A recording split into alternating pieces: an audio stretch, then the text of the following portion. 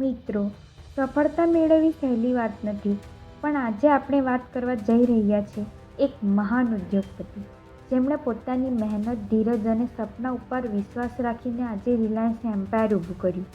હા, હું વાત કરી રહી છું ધીરુભાઈ અંબાણીની. ધીરુભાઈ અંબાણીનો જન્મ 28 ડિસેમ્બર 1932ના રોજ જૂનાગઢ જિલ્લામાં થયો હતો. સામાન્ય પરિવારમાં જન્મેલા ધીરુભાઈ પાસે મોટા સપના હતા. નાની ઉંમરે જ એમણે પૈસા કમાવવાનું શરૂ કરી દીધું. પોતાની જીવનયાત્રાની શરૂઆત એમનામાં એક પેટ્રોલ પંપ પર નોકરી કરવાથી થઈ.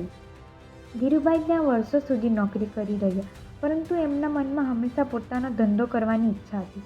આખરે તેઓ પાછા ભારત આવ્યા અને કપડાના વેપારથી શરૂઆત કરીને નાની દુકાનથી શરૂઆત કરીને એમણે કપડાનું ઇમ્પોર્ટ અને મેન્યુફેક્ચરિંગ શરૂ કર્યું.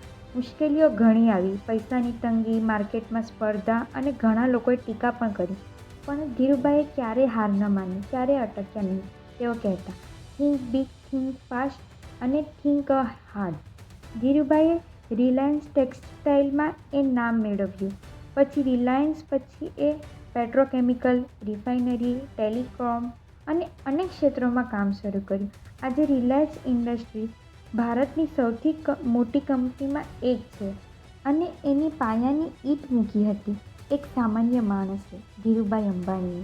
જો મિત્રો, ધીરુભાઈ અંબાણીની સ્ટોરી આપણને શીખવે છે કે પરિસ્થિતિ કેટલી કઠિન હોય, જો મનમાં સપના હોય અને દિલમાં હિંમત હોય ને, તો ક્યારેય દુનિયામાં કંઈ પણ અશક્ય નથી.